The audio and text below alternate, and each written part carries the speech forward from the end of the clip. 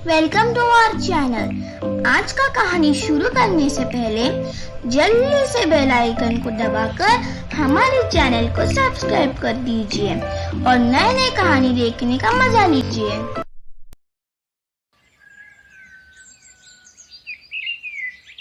जमींदार दीनानाथ के पास सब कुछ था, धन दौलत, सारे सुख सुविधा, सब कुछ, लेकिन उसे संतान सुख नहीं था। दीनानाथ और उसकी पत्नी बिमला इसी चिंता में दुखी थे। उनके घर में आरती नाम की एक नौकरानी थी। आरती उनके घर में कई साल से काम कर रही थी, इसलिए बिमला कोई काम हो आरती से ही करवाती थी। मालकिन, बेंच में एक मिठाई का डिब्बा रखा हुआ है, उसे रसोई में रख दूं? अरे नहीं नहीं, उसे कोई नहीं खाएगा। एक काम कर, तू ही ले जा, घर पर खा लेना। बिमला, मैं आज शाम को कुछ काम के लिए 5 दिन शहर जा रहा हूँ। तुम एक काम करो, आरती को 5 दिन तुम अपने पास ही रख लो। मैं सोमवार को वापस आ जाऊंगा। आरती, सुन तो जरा। जी मालकिन, कुछ काम था। आरती, तू एक काम कर, तू घर का काम समेट कर 5 दिन के लिए मेरे पास यहाँ रुक जा। तेरे मालिक शहर जा रहे हैं। ठीक है मालकिन, मैं रुक जाऊंगी। उस दिन शाम को दीनानाथ शहर चला जाता है। आरती अपने पति को 5 दिन बिमला के पास रुकने की कहकर आ जाती है। बिमला को पूजा पाठ की बिल्कुल भी आदत नहीं थी, लेकिन आरती माँ दुर्गा की परम भक्त थी। वो प्रतिदिन नियमित रूप से माँ की पूजा करती थी। आरती ने देखा बिमला की घर में तो माता रानी की मंदिर ही नहीं है, इसलिए वो बिमला से बोली, मालकिन, आपके घर में माँ दुर्गा की मंदिर नहीं है? नहीं है, हमारे घर में कोई मंदिर नहीं है। अब क्या करना है? मंदिर वगैरह बनाकर भी कौन सी भगवान हमारा सुन लेते हैं? बहुत पूजा पाठ करके देख लिया मैंने, अब कोई मंदिर बनाना नहीं है मुझे घर में। मालकिन, आप ये क्या कह रहे हैं? भगवान के ऊपर कभी भरोसा टूटना नहीं चाहिए। भगवान कभी कभी अपनी भक्तों को परीक्षा करते हैं, ये देखने के लिए कि उनमें सहन शक्ति कितनी है। आरती, मैंने तुम्हें 5 दिन यहाँ मुझे भाषण देने के लिए नहीं रोका है। जा तू अपना काम कर और मुझे शांति से बैठने दे। और ऐसे भी मेरी तरह तेरी भी तो कोई औलाद नहीं है। पता नहीं तू कैसे भगवान को इतनी ऊंचे स्थान पर बिठा पाती है और उनको इतना पूजा पाठ करती है। मुझसे तो नहीं होगा ये पूजा पाठ। अब जा रसोई में जाकर दोपहर का खाना बना। आरती मन ही मन माता रानी को याद किया और उनकी आरती की। उसके बाद वो अपनी काम पे लग गई। दीनानाथ शहर आने के बाद काम खत्म करके अपने दोस्त को मिलने गया। उसका दोस्त उसको बोला, दीनानाथ, तुम्हें तो कल गांव लौटना होगा ना? तो चलो ना, आज हम दोनों दुर्गा माँ की मंदिर जाए। वहाँ पे आज जागरण हो रहा है, भजन कीर्तन भी होगा, बहुत ही आनंद आएगा। ऐसे भी 2 दिन के बाद नवरात्रि शुरू हो रही है, मंदिर में बहुत भीड़ रहेगा। हाँ हाँ, क्यों नहीं, चलो जाकर माता रानी की दर्शन कर लेते हैं। दीनानाथ अपने दोस्त के साथ माता रानी की मंदिर गया। वहाँ पर भजन कीर्तन चल रहा था। दीनानाथ अपनी दोस्त के साथ दुर्गा माँ की आगे माथा टेका। बेटा दीनानाथ, मुझे तुम्हारे दोस्त ने बोला कि तुम शादी के इतने साल के बाद भी संतान सुख से वंचित हो, इसलिए मैं माता रानी की प्रसाद के स्वरूप तुम्हें ये सेव का फल दे रहा हूँ। परसों नवरात्रि की पहला दिन है। तुम और तुम्हारी पत्नी सुबह उठकर नहा धोकर माता रानी को माथा टेकना। उसके बाद तुम ये फल अपनी पत्नी को खाने के लिए देना। देखना बहुत जल्दी तुम्हारे घर में माता रानी की कृपा से बच्चे की किलकारी अवश्य गूंजेगी। देवी सबके भंडार भरती है, अपनी द्वारे आए किसी को भी वो खाली हाथ नहीं भेजती। खुश रहो बेटा। आपकी बहुत बहुत शुक्रिया पंडित जी। उसके बाद दीनानाथ सेब का फल लेकर घर लौटता है। वो बिमला को फल देते हुए बोलता है, बिमला, ये फल मुझे शहर में पंडित जी ने दिया है। उन्होंने कहा है कि कल नवरात्रि का पहला दिन है। तुम सुबह उठकर माता रानी की आराधना करके ये सेब का फल खा लेना। तुम देखना, बहुत जल्दी ही हमारे घर में बच्चे की किलकारी अवश्य गूंजेगी। अब मैं जरा दुकान से होकर आता हूँ।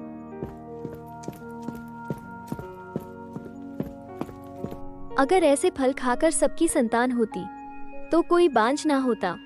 मैं इन चीजों पर विश्वास नहीं करती। आरती, आरती, ये फल तू ले जा और इसे खा लेना। ठीक है मालकिन, जय माँ दुर्गा। मैं माता रानी की ये प्रसाद घर ले जाती हूँ। आरती वो सेब का फल अपने घर ले जाती है और नवरात्रि की पहली दिन वो माता रानी की पूजा करके सेब का प्रसाद खा लेती है। दीनानाथ जब ये बात जानता है तो वो बिमला के ऊपर गुस्सा होता है। नवरात्रि की दूसरे दिन आरती की पति को माता निकल आती है। देवी माँ की आशीर्वाद समझकर आरती उसे स्वीकार करती है और अपनी व्रत और पूजा के साथ साथ अपनी पति की सेवा करती है।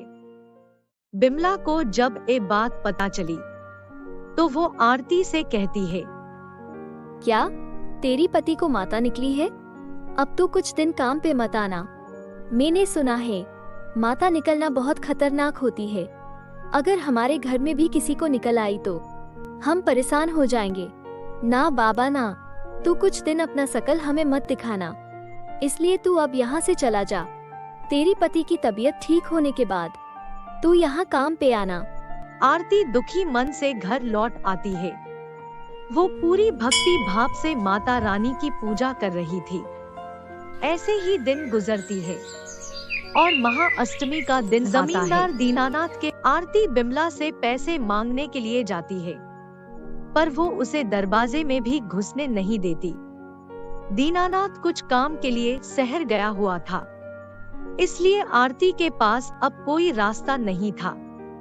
वो घर आकर कुछ ही पैसों से माता रानी के लिए भोग तैयार करती है और कन्याओं को बुलाने के लिए जाती है। नहीं नहीं आरती, हम तो हमारे बच्चों को तुम्हारे घर नहीं भेज सकते। तुम्हारी पति को माता निकली हुई है, इसलिए तुम्हारे घर से दूर रहना ही अच्छा है। आरती वहाँ से चली आती है। माता रानी, मैं क्या करूं? अब मेरा व्रत उद्यापन कैसे पूरा होगा? मैंने आपके नाम से भोग तैयार की है। अगर कन्याएं नहीं मिली तो मेरी ये व्रत कैसे पूरी होगी? मेरी मदद करो माँ जगदम्बा। अब आप ही कुछ करो माँ। तभी कोई उसकी दरवाजा खट खट करता है। आरती घर की बाहर आती है। वो देखती है कि उसकी द्वार पर 9 छोटे छोटे कन्याएं खड़ी है। हम कंजक लेने आए हैं, क्या हमें प्रसाद मिलेगा? हाँ हाँ, क्यों नहीं। मैंने कन्या भोजन के लिए भोग बनाया है। मैं तुम लोगों को जरूर दूंगी। तुम लोग की चेहरे तो माता रानी की चेहरे की तरह चमक रहा है। मुझे ऐसे लग रहा है कि मेरी घर में स्वयं माता रानी आए हुए हैं। आओ आओ, तुम लोग घर के अंदर आओ। आरती 9 कन्याओं को पूरे आदर सम्मान के साथ भोजन करवाती है। भोजन करके कन्याएं खुशी खुशी वहाँ से चले जाते हैं। वो 9 कन्याएं जाने की बाद आरती देखती है कि उन 9 कन्याओं की चरण चिन्ह जमीन पर बने हुए थे। आरती चौंक जाती है। इसका मतलब सच में माता रानी हमारी घर 9 कन्याओं के भेष में आए थे। माता रानी, आपकी लाख लाख शुक्रिया जो आप मुझ जैसे गरीब की घर पधारे और मुझे 9 कन्याओं की रूप में दर्शन दिए। आज ही सुन रहे हो, हमारे घर में देवी माँ का आगमन हुआ है। तुम ठीक कह रही हो आरती। देखो, मैं ठीक हो गया हूँ। मुझे माता रानी दर्शन देकर गए हैं। आरती और उसकी पति मन ही मन माता रानी को धन्यवाद करते हैं। उसके बाद आरती प्रसाद लेकर बिमला के पास जाती है। वो देखती है बिमला को बड़ी माता निकल आई है और वो बड़ी परेशानी में है। मालकिन, आप चिंता मत करो। आप माता रानी की ये प्रसाद खा लो। देखना आप ठीक हो जाओगी। बिमला जैसे ही माता रानी की प्रसाद खाती है, वो ठीक हो जाती है और वो माता रानी को अपनी भूल की माफी मांगती है। कुछ दिन के बाद आरती को पता चलती है कि वो माँ बनने वाली है। वो बहुत खुश होती है और अपनी एक खुशी की बात बिमला को बताती है। बिमला को उस दिन यकीन हो जाता है कि सचमुच देवी माँ में बहुत शक्ति है। उनकी दी हुई सेव की प्रसाद से और 9 देवी की दर्शन से आरती की दुख अब दूर हो गए थे। उसकी झोली में संतान का सुख आने वाला था और कुछ महीनों के बाद आरती एक लड़की को जन्म देती है। आरती की कहने पर बिमला और दीनानाथ अपनी घर में माता रानी की मूर्ति रखते हैं और कुछ महीने की बाद फिर से नवरात्रि आने पर बिमला 9 दिन का नवरात्रि की व्रत रखती है और कुछ ही दिनों में माता रानी की आशीर्वाद से बिमला की भी गोद भर जाती है और कुछ ही महीनों में वो भी 2 जुड़वा बच्चों का माँ बन जाती है। माता रानी की कृपा से बिमला और आरती की घर में अब खुशियाँ ही खुशियाँ थी।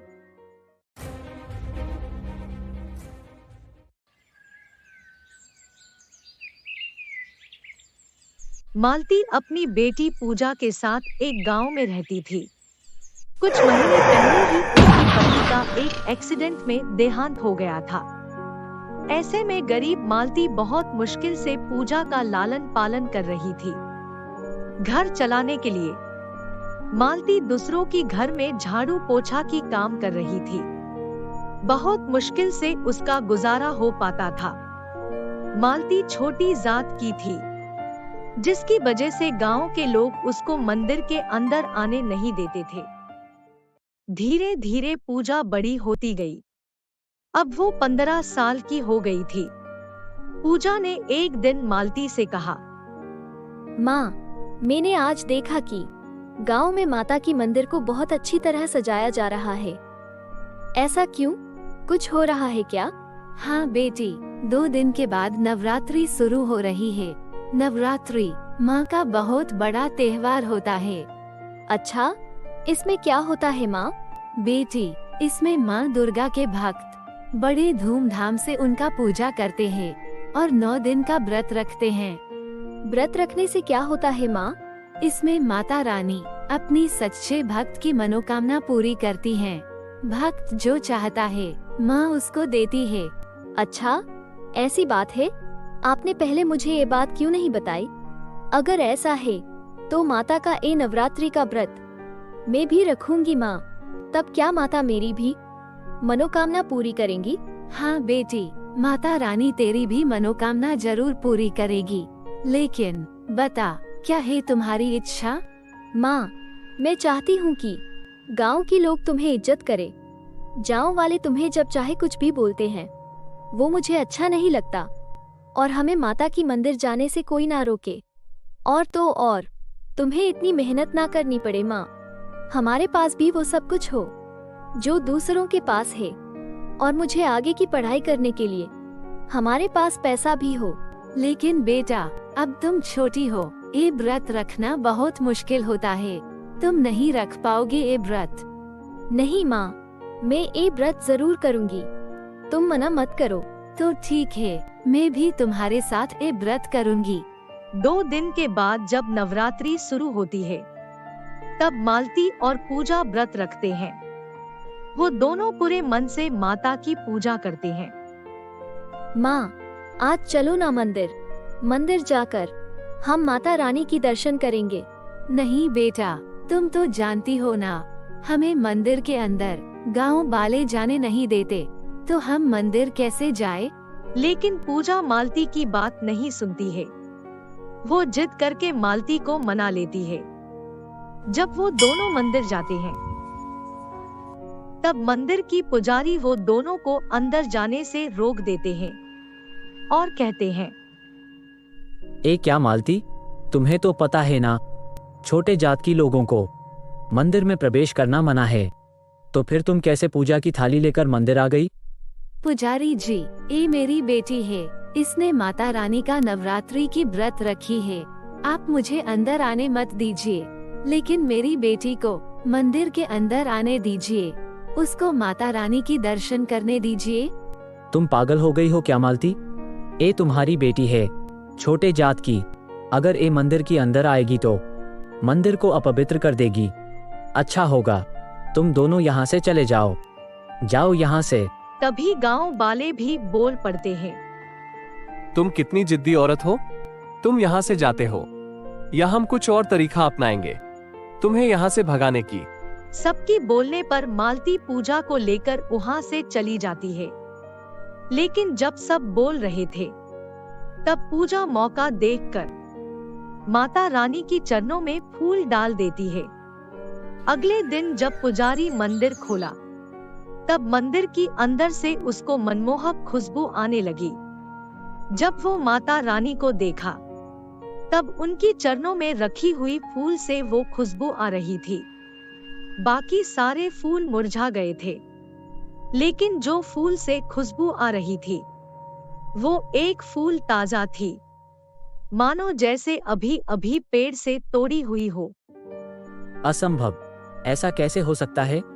मैंने तो अभी अभी मंदिर खोला है, मंदिर में अभी तक तो कोई नहीं आया, तो ये ताजे फूल कैसे? ये तो माता रानी की चमत्कार है। ये बात आग की तरह पूरे गांव में फैल जाती है। गांव के बहुत से लोग कह जाते कि ये फूल तो मैंने चढ़ाए हैं। अरे ये फूल तो मैंने कल चढ़ाए थे। नहीं, तुम झूठ बोल रही हो। ये फूल तो मेरे पति ने चढ़ाए थे। ये बात कुछ ही दिनों तक पूरे गांव में चर्चा का विषय था। सच तो ये था कि ये फूल पूजा ने माता रानी को चढ़ाई थी और माता रानी भी पूजा के ऊपर बहुत प्रसन्न थी। धीरे धीरे दिन बीत गए और अष्टमी आ गया। मालती ने पूजा से कहा, बेटी, तुमने बड़े कठिन व्रत किया है। भूखा रहकर तुमने माता रानी की पूजा की है। माँ, मुझे तो भूख लगती ही नहीं। ऐसा लगता है कि मानो मैंने अभी अभी पेट भरकर खाना खाया है। ये तो माता रानी की कृपा है तुम पर। कल नवरात्रि है। कल के दिन 9 कन्या को खिलाने से पुण्य मिलता है, लेकिन हमारे घर तो कोई आएगा नहीं। हम किसको खिलाएंगे बेटी? पूजा सोच में पड़ जाती है। अगले दिन सुबह पूजा माता रानी की पूजा कर रही होती है। पूजा माता रानी से कहती है, माँ, हम कन्या भोजन कैसे करेंगे? हमारे घर तो कोई आता ही नहीं। आपको ही कुछ करना पड़ेगा माता रानी, वरना मेरी माँ दुखी हो जाएगी और मैं अपनी माँ को दुखी नहीं देख सकती। पूजा माता रानी को अपनी सारी दुख बताती है। उसके बाद वो अपनी माँ से कहती है, माँ, कन्या भोजन के लिए आज क्या क्या बनाओगी? बेटी, कोई आएगा नहीं तो हम किसके लिए खाना बनाए? माँ, मुझे विश्वास है कि माता रानी हमारे घर किसी न किसी को तो भेज देंगी। आप खाना बनाओ तो सही। पता चला कि कन्याएं आ भी गई और आपने कुछ उनके लिए खाना बनाए नहीं। मालती परेशान हो जाती है। उसके पास बनाने के लिए कुछ सामान था ही नहीं, लेकिन पूजा की मन रखने के लिए वो रसोई में जाती है। वहाँ वो देखती है कि रसोई में राशन भरा पड़ा है। वो खुशी खुशी कन्याओं के लिए भोजन बनाती है और कन्याओं की आने की इंतजार करती है। तभी पूजा माता रानी के पास जाकर बोलती है, माता रानी देखो, मेरी माँ कब से कन्याओं की इंतजार कर रही है, लेकिन अभी तक कोई आया ही नहीं। माता रानी पूजा की पुकार सुन लेती है और 9 कन्या के रूप में आकर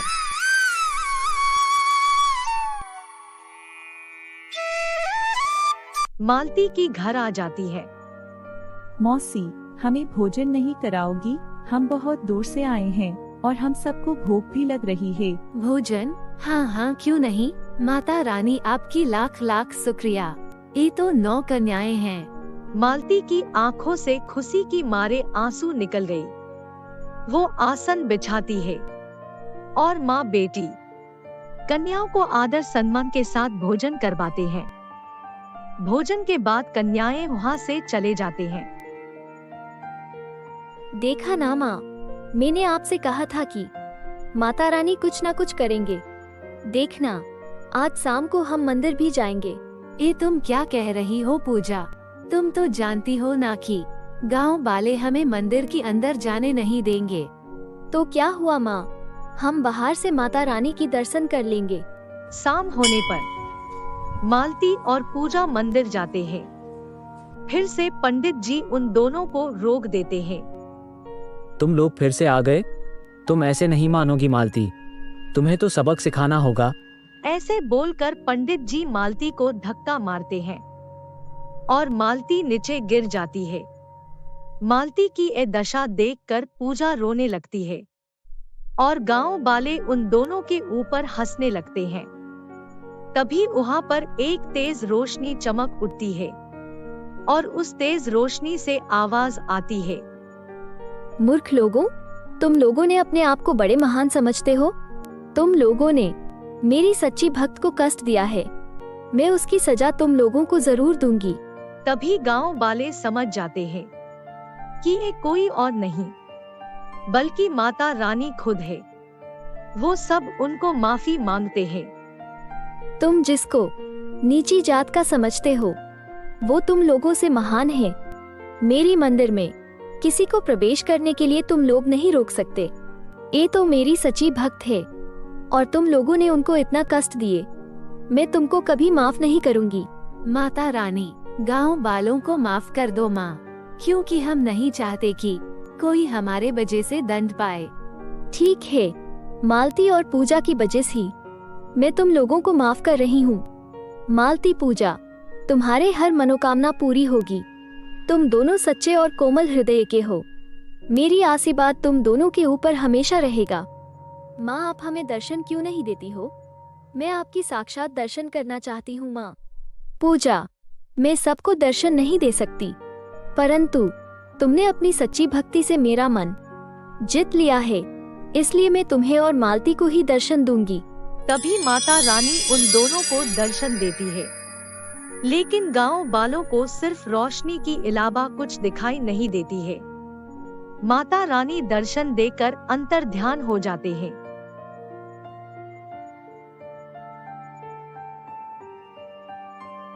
गांव वाले मालती और पूजा को माफी मांगते हुए उनको मंदिर की अंदर जाने की अनुमति देते हैं।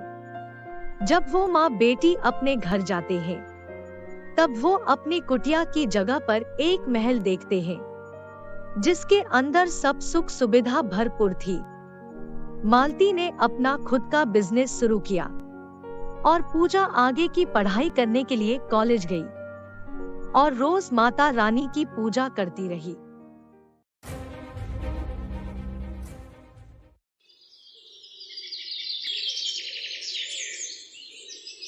एक कहानी है बिमला और सरजू की, जो बहुत ही गरीब थे।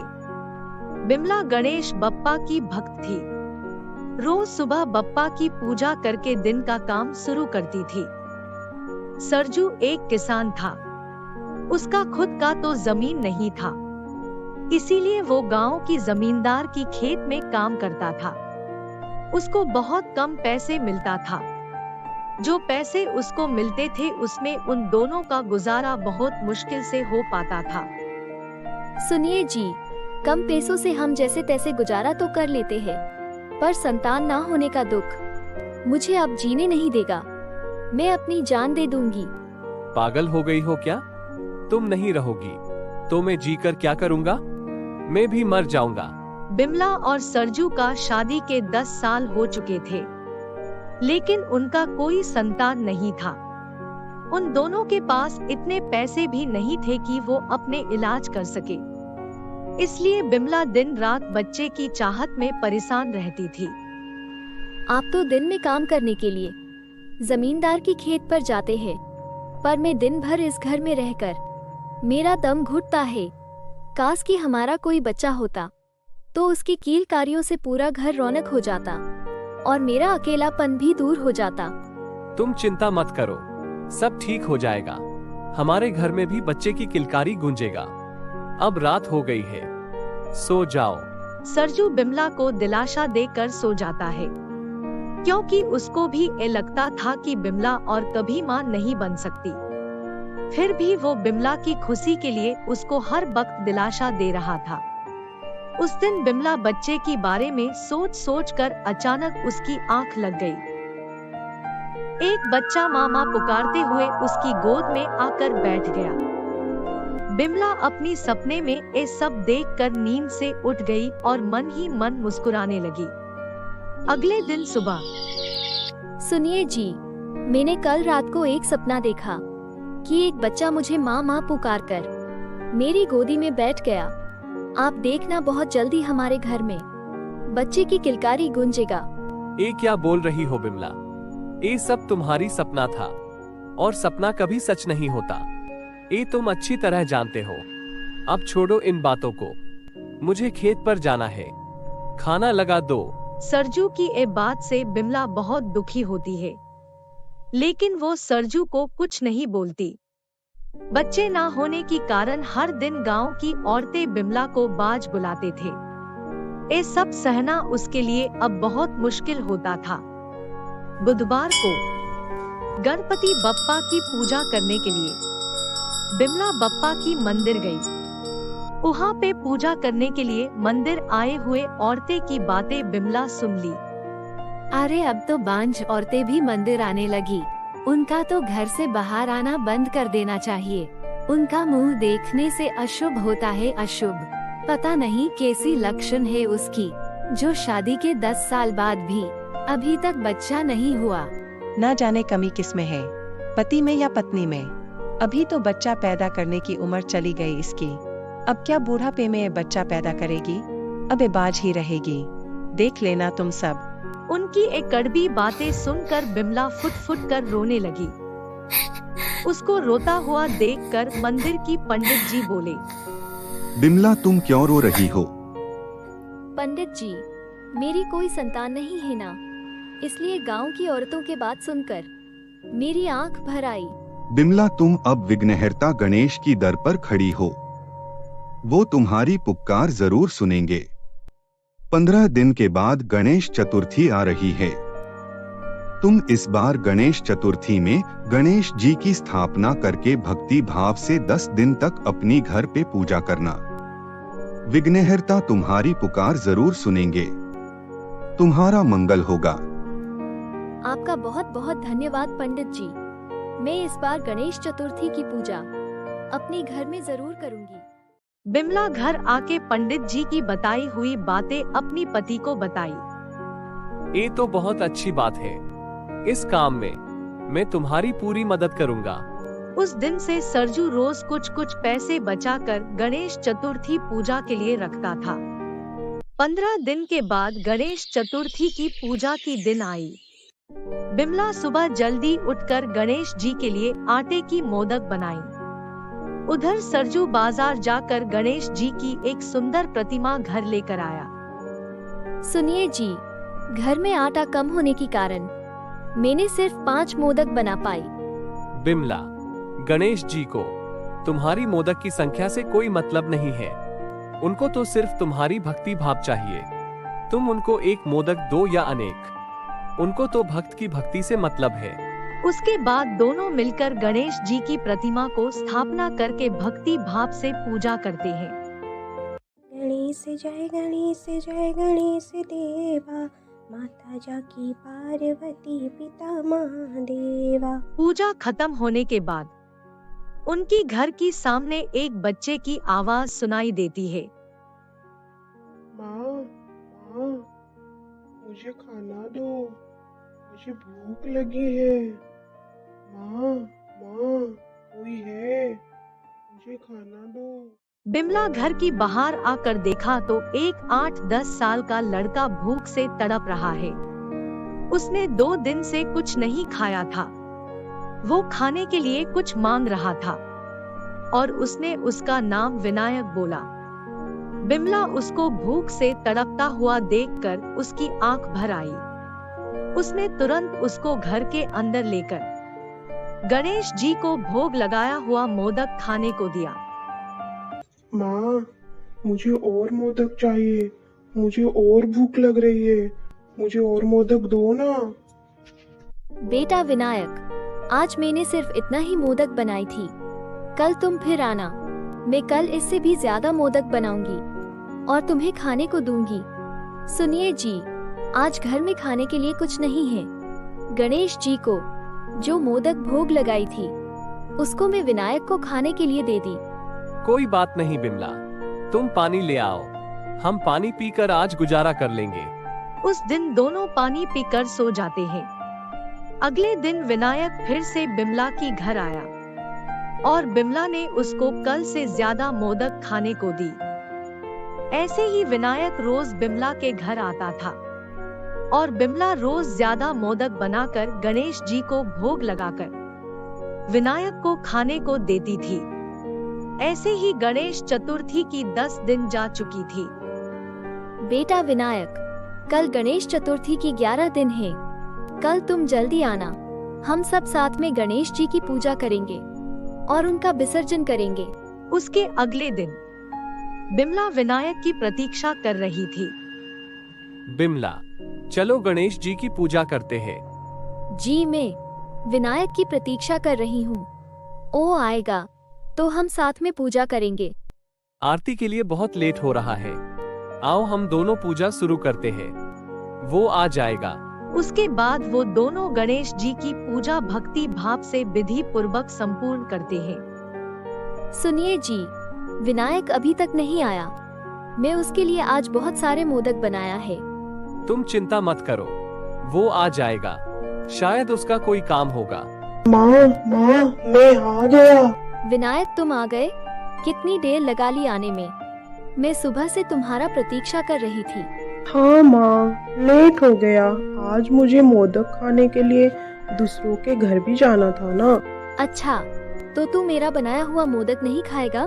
क्यों नहीं खाऊंगा, मैं मोदक जरूर खाऊंगा, पर एक शर्त पर। मेरे साथ तुम दोनों को भी मोदक खाना पड़ेगा।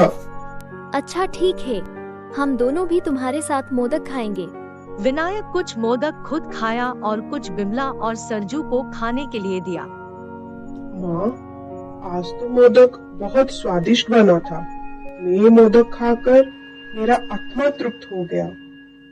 मैं तुम्हारी पूजा और भक्ति से बहुत प्रसन्न हूँ। तुम ऐसे क्यों बोल रहे हो?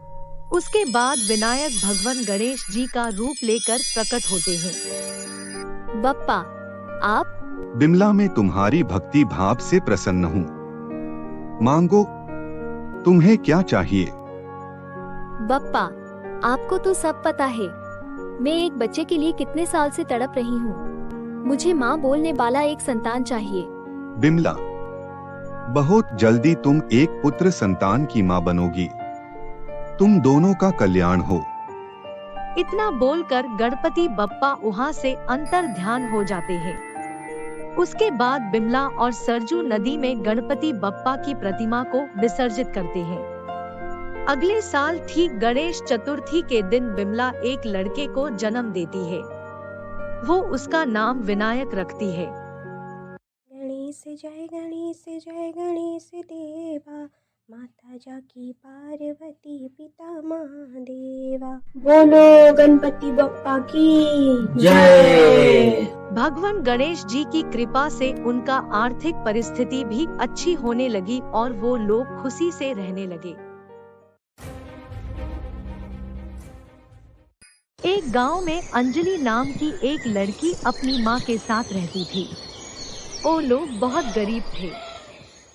वो दोनों घर पे लड्डू बनाकर गांव की बाजार में बेचकर जो पैसे मिलता था उससे रोज का गुजारा करते थे। अंजलि गणपति बप्पा का बहुत बड़ी भक्त थी। लड्डू को बाजार में बेचने से पहले वो बप्पा को लड्डू की प्रसाद लगाती थी और उनका आशीर्वाद लेकर वो बाजार जाती थी। वो ऐसे ही प्रतिदिन करती थी। उनके घर के पास में एक पड़ोसी पायल उसकी परिवार के साथ रहती थी। पायल बहुत अमीर और घमंडी थी। वो अंजलि को पसंद नहीं करती थी। रोज की तरह अंजलि और उसकी माँ लड्डू लेकर बेचने के लिए बाजार गए। दोपहर का समय था। अंजलि की माँ की तबीयत अचानक बिगड़ गई। उसको दिल की दौरा पड़ी और वो नीचे गिर गई। अंजलि ये देखकर बहुत ही घबरा गई और रोने लगी। उसको मदद करने के लिए कोई नहीं था। उसको समझ नहीं आ रही थी कि वो क्या करे। उसी वक्त पायल गाड़ी से उनके दुकान की पास से गुजर रही थी। अंजलि ने भाग की पायल की पास आई और उसकी मदद के लिए गुहार की और पास की हॉस्पिटल में लेके जाने के लिए विनती की। पर घमंडी पायल उसकी एक भी नहीं सुनी और गाड़ी लेके चली गई। अंजलि को कोई रास्ता सूझ नहीं रही थी। अचानक उसकी नजर एक लकड़ी की गाड़ी की ऊपर पड़ी। वो तुरंत उसकी माँ को लकड़ी की गाड़ी की ऊपर सुला के बहुत मुश्किल से पास की हॉस्पिटल में पहुंचाई और हॉस्पिटल में भर्ती कराई। उसकी माँ की तबीयत काफी बिगड़ चुकी थी। डॉक्टर ने बोला कि तुम्हारी माँ की बचने की आसार बहुत ही कम है। अंजलि को समझ में नहीं आ रही थी कि वो क्या करे, इसलिए वो दुखी मन से पास के एक गणपति बप्पा के मंदिर में गई और रो रो कर बप्पा से प्रार्थना की। वो मंदिर में ऐसे ही बैठी रही और बप्पा को देखकर रो रही थी। दिन जाकर रात हो गई। वो ऐसे ही बैठ के बप्पा को पुकार रही थी। पूरे दिन की थकावट के कारण उसकी आंख लग गई और वो सो गई। अचानक उसकी सपने में गणपति बप्पा आए। अंजलि ने उसकी माँ की तबीयत ठीक करने के लिए बप्पा को विनती की। गणपति बप्पा उसकी भक्ति से प्रसन्न होकर अंजलि को 2 लड्डू दिए और बोले, अंजलि के लड्डू में से एक लड्डू तुम्हारी माँ को खिला देना, वो ठीक हो जाएगी। और दूसरी लड्डू अपनी घर की मंदिर में रखना, इस लड्डू से तुम्हारी जिंदगी में खुशियाँ आएगी। ऐसे बोलकर गणपति बप्पा अंतर्ध्यान हो गए। अंजलि की आंख खुल गई और वो बेचैनी से देखी 2 लड्डू उसके पास एक थाली में थी। वो गणपति बप्पा को प्रणाम की। अंजलि ने लड्डू लेकर अपनी माँ के पास गई और एक लड्डू माँ को खिलाई। अब उसकी माँ बप्पा की आशीर्वाद से पूरी तरह से ठीक हो चुकी थी। वो दोनों गांव लौट गए। घर पे पहुंचकर अंजलि ने घर की मंदिर में भगवान के पास चमत्कारी लड्डू रख दी। चमत्कारी लड्डू की वजह से उन लोगों की बहुत तरक्की होने लगी थी। ये देखकर उसकी पड़ोसी पायल अंजलि के घर आई। तुम कैसी हो पायल? घर में सब कैसे है? यहाँ कैसे आना हुआ? मैं ठीक हूँ अंजलि, घर में भी सब ठीक है। ठीक है पायल, तुम यहाँ पे बैठो, मैं तुम्हारे लिए चाय नाश्ता लेके आती हूँ। इतना बोलकर अंजलि चाय नाश्ता बनाने के लिए किचन में गई। अचानक पायल की नजर अंजलि की घर की मंदिर के ऊपर पड़ी। मंदिर से तेज रोशनी आ रही थी। अभी पायल को अंजलि की तरक्की की राज पता चल चुकी थी। मंदबुद्धि पायल मन में सोची कि वो लड्डू को चोरी करके अपने साथ घर ले जाएगी। इसलिए वो मंदिर के पास गई और लड्डू को लेने के लिए हाथ बढ़ाई। लड्डू को छूते ही चमत्कारी रोशनी से उसकी हाथ में आग लग गई और वो चिल्लाने लगी। उसकी आवाज सुनकर अंजलि भाग के आई और वो पायल की ये हालत देखकर घबरा गई। अब अंजलि पायल की गलत इरादे की बारे में समझ चुकी थी। फिर भी वो गणपति बप्पा को पायल को माफ करने के लिए प्रार्थना की। गणपति बप्पा अंजलि की प्रार्थना से पायल को माफ कर दी। पायल अभी अपनी गलती समझ चुकी थी और शर्मिंदा होकर अंजलि को क्षमा मांगी और अंजलि की घर से चली गई। अब अंजलि और उसकी माँ खुशी से गांव में रहने लगे।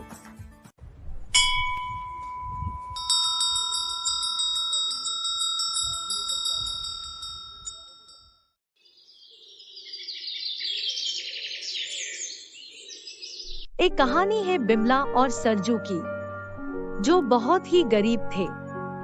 बिमला गणेश बप्पा की भक्त थी।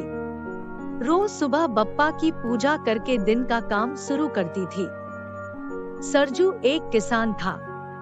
उसका खुद का तो जमीन नहीं था, इसीलिए वो गांव की जमींदार की खेत में काम करता था। उसको बहुत कम पैसे मिलता था। जो पैसे उसको मिलते थे उसमें उन दोनों का गुजारा बहुत मुश्किल से हो पाता था। सुनिए जी, कम पैसों से हम जैसे तैसे गुजारा तो कर लेते हैं, पर संतान ना होने का दुख मुझे अब जीने नहीं देगा। मैं अपनी जान दे दूंगी। पागल हो गई हो क्या? तुम नहीं रहोगी तो मैं जीकर क्या करूंगा? मैं भी मर जाऊंगा।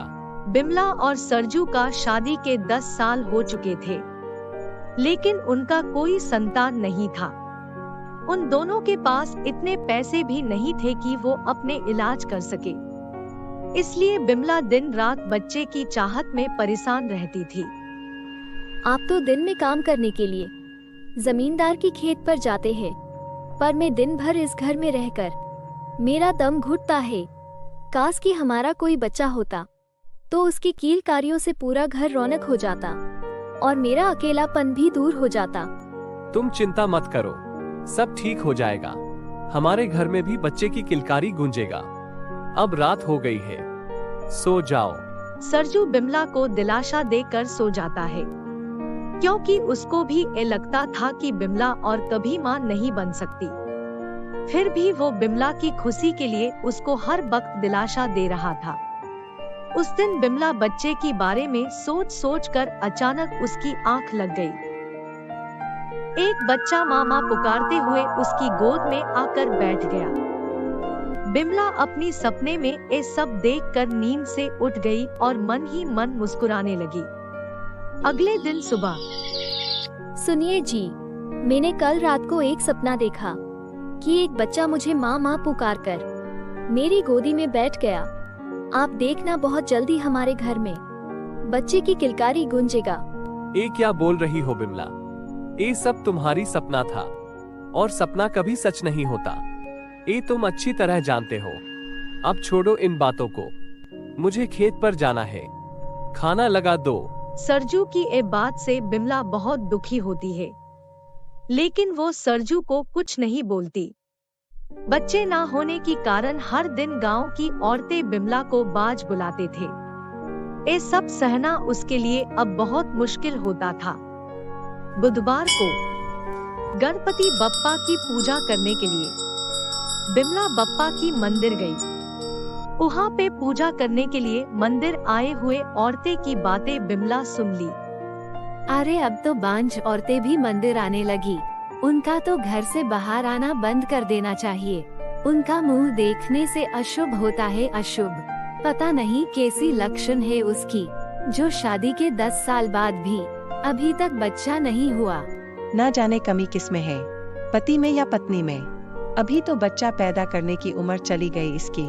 अब क्या बूढ़ापे में ये बच्चा पैदा करेगी? अब ये बाज ही रहेगी। देख लेना तुम सब। उनकी एक कड़वी बातें सुनकर बिमला फुट फुट कर रोने लगी। उसको रोता हुआ देखकर मंदिर की पंडित जी बोले, बिमला तुम क्यों रो रही हो? पंडित जी, मेरी कोई संतान नहीं है ना, इसलिए गांव की औरतों के बात सुनकर मेरी आंख भर आई। बिमला तुम अब विघ्नहर्ता गणेश की दर पर खड़ी हो। वो तुम्हारी पुकार जरूर सुनेंगे। 15 दिन के बाद गणेश चतुर्थी आ रही है। तुम इस बार गणेश चतुर्थी में गणेश जी की स्थापना करके भक्ति भाव से 10 दिन तक अपनी घर पे पूजा करना। विघ्नहर्ता तुम्हारी पुकार जरूर सुनेंगे। तुम्हारा मंगल होगा। आपका बहुत बहुत धन्यवाद पंडित जी। मैं इस बार गणेश चतुर्थी की पूजा अपने घर में जरूर करूंगी। बिमला घर आके पंडित जी की बताई हुई बातें अपनी पति को बताई। ये तो बहुत अच्छी बात है। इस काम में मैं तुम्हारी पूरी मदद करूंगा। उस दिन से सरजू रोज कुछ कुछ पैसे बचाकर गणेश चतुर्थी पूजा के लिए रखता था। 15 दिन के बाद गणेश चतुर्थी की पूजा की दिन आई। बिमला सुबह जल्दी उठकर गणेश जी के लिए आटे की मोदक बनाई। उधर सरजू बाजार जाकर गणेश जी की एक सुंदर प्रतिमा घर लेकर आया। सुनिए जी, घर में आटा कम होने के कारण मैंने सिर्फ 5 मोदक बना पाई। बिमला, गणेश जी को तुम्हारी मोदक की संख्या से कोई मतलब नहीं है। उनको तो सिर्फ तुम्हारी भक्ति भाव चाहिए। तुम उनको एक मोदक दो या अनेक, उनको तो भक्त की भक्ति से मतलब है। उसके बाद दोनों मिलकर गणेश जी की प्रतिमा को स्थापना करके भक्ति भाव से पूजा करते हैं। गणेश जय गणेश देवा, माता जाकी पार्वती पिता महादेवा। पूजा खत्म होने के बाद उनकी घर की सामने एक बच्चे की आवाज सुनाई देती है। माँ, माँ, मुझे खाना दो, मुझे भूख लगी है। माँ, माँ, कोई है, मुझे खाना दो। बिमला घर की बाहर आकर देखा तो एक 8-10 साल का लड़का भूख से तड़प रहा है। उसने 2 दिन से कुछ नहीं खाया था। वो खाने के लिए कुछ मांग रहा था और उसने उसका नाम विनायक बोला। बिमला उसको भूख से तड़पता हुआ देखकर उसकी आंख भर आई। उसने तुरंत उसको घर के अंदर लेकर गणेश जी को भोग लगाया हुआ मोदक खाने को दिया। माँ, मुझे और मोदक चाहिए, मुझे और भूख लग रही है, मुझे और मोदक दो ना। बेटा विनायक, आज मैंने सिर्फ इतना ही मोदक बनाई थी। कल तुम फिर आना, मैं कल इससे भी ज्यादा मोदक बनाऊंगी और तुम्हें खाने को दूंगी। सुनिए जी, आज घर में खाने के लिए कुछ नहीं है। गणेश जी को जो मोदक भोग लगाई थी उसको मैं विनायक को खाने के लिए दे दी। कोई बात नहीं बिमला, तुम पानी ले आओ, हम पानी पीकर आज गुजारा कर लेंगे। उस दिन दोनों पानी पीकर सो जाते हैं। अगले दिन विनायक फिर से बिमला की घर आया और बिमला ने उसको कल से ज्यादा मोदक खाने को दी। ऐसे ही विनायक रोज बिमला के घर आता था और बिमला रोज ज्यादा मोदक बनाकर गणेश जी को भोग लगाकर विनायक को खाने को देती थी।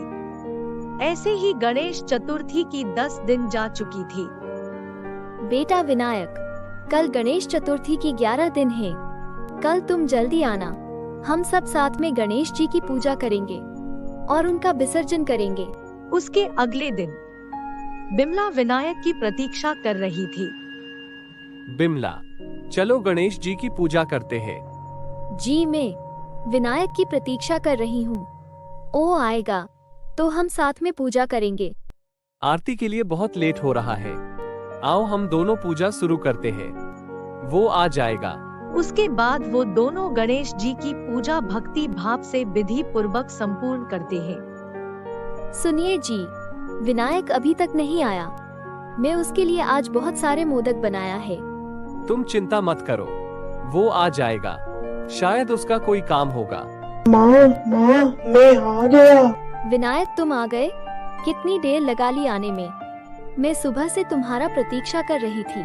हाँ माँ, लेट हो गया। आज मुझे मोदक खाने के लिए दूसरों के घर भी जाना था ना।